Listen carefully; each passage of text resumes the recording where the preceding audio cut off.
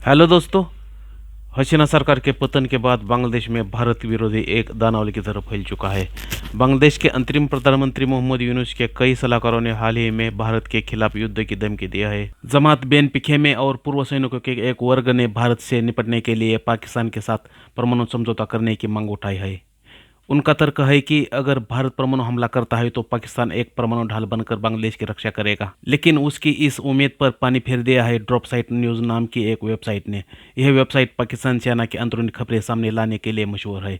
Drop site news की हालिया report के मुताबिक पाकिस्तान के पास भारत की तुलना में कम परमाणु हथियार है। वर्तमान में भारत के पास 172 परमाणु हथियार है, जबकि पाकिस्तान के पास लगभग 170।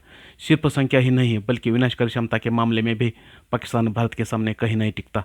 विशेषज्ञों के अनुसार अगर भारत के परमाणु हथियारों को बोफोर्स तोप के गोले की तरह मान जाए तो पाकिस्तान के हथियारों को महज ग्रेनेड से अधिक नहीं माना जा सकता। इससे रावलपिंडी के सैन्य अधिकारियों की नींद उड़ी हुई है।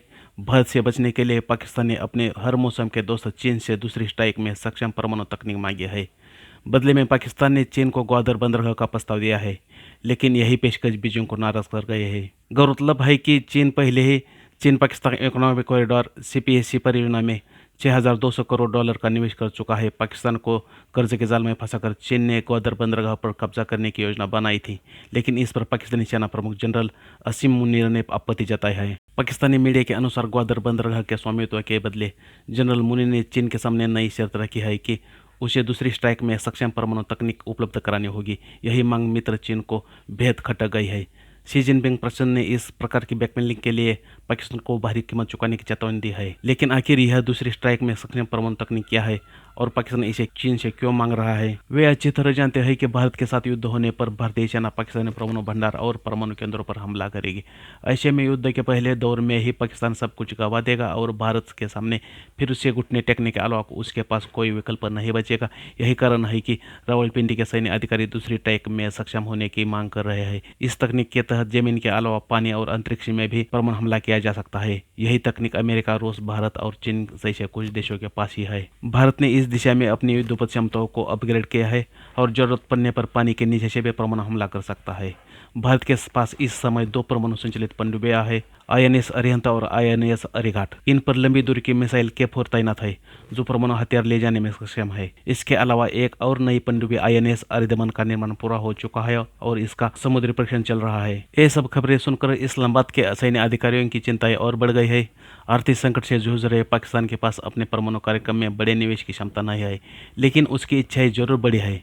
यही वजह है कि ग्वादर बंदरगाह के स्वामित्व का लालच देकर पाकिस्तान चीन से दूसरी स्ट्राइक में सक्षम तकनीक हासिल करना चाहता है, लेकिन अंतर्राष्ट्रीय कानून के तहत ऐसी तकनीक का हस्तांतरण नहीं किया जा सकता। इस बात को बीजिंग भी अच्छी तरह जानता है और पाकिस्तान भी यह समझता है कि ग्वादर बंदरगाह चीन को देने से उसे अमेरिका और पश्चिमी देशों का गुस्सा झेलना पड़ सकता है। इस प्रकार दोनों मित्र देशों के बीच खींचतान चल रही है। सैन्य विशेषज्ञ इन सभी घटनाओं को देखकर मुस्कुरा रहे हैं। वे कहते हैं कि पाकिस्तान के पास अपनी रक्षा के लिए भी पर्याप्त संसाधन नहीं है तो वह बांग्लादेश के लोगों की कैसे सुरक्षा देगा। और जो बांग्लादेशी अपने खाने पीने के लिए रोजाना तरस रहे हैं, वही लोग 4 दिन में कलकत्ता पर कब्जा करने का दावा कर रहे हैं। वैसे ही पाकिस्तान के साथ परमाणु समझौते की भी मांग कर रहे हैं, लेकिन हर बात का जवाब देना जरूरी नहीं होता। बांग्लादेश की मौजूद सरकार पर भारत विरोधी कट्टरपंथी संगठनों को समर्थन देने के आरोप लग रहे हैं।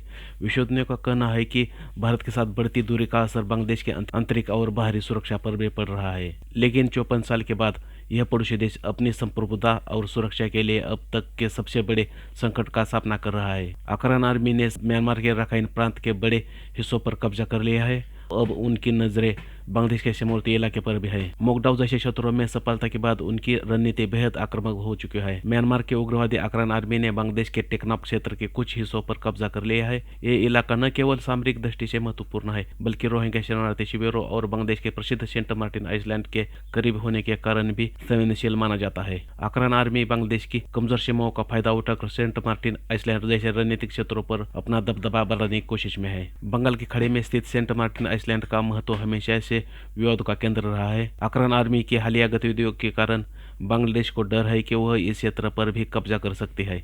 यह आइसलैंड न केवल सामरिक रूप से महत्वपूर्ण है बल्कि इसका नियंत्रण क्षेत्रीय समुद्री व्यापार और सुरक्षा के लिए भी अहम है। अब चौतरफा घिरा बांग्लादेश भारत के डर की वजह से भागकर परमाणु सहायता के लिए पाकिस्तान के पास गया, लेकिन खुद पाकिस्तान को भी उसकी परमाणु तकनीक पर भरोसा नहीं है। ऐसे में वह भी चीन से उन्नत परमाणु तकनीक मांग रहा है, लेकिन मिलना तो बहुत दूर की बात है। हेलो दोस्तों, वीडियो अच्छा लगा तो वीडियो को लाइक और सब्सक्राइब जरूर करिए ताकि ज़्यादा से ज़्यादा बेहतर वीडियो आपके पास आ सके।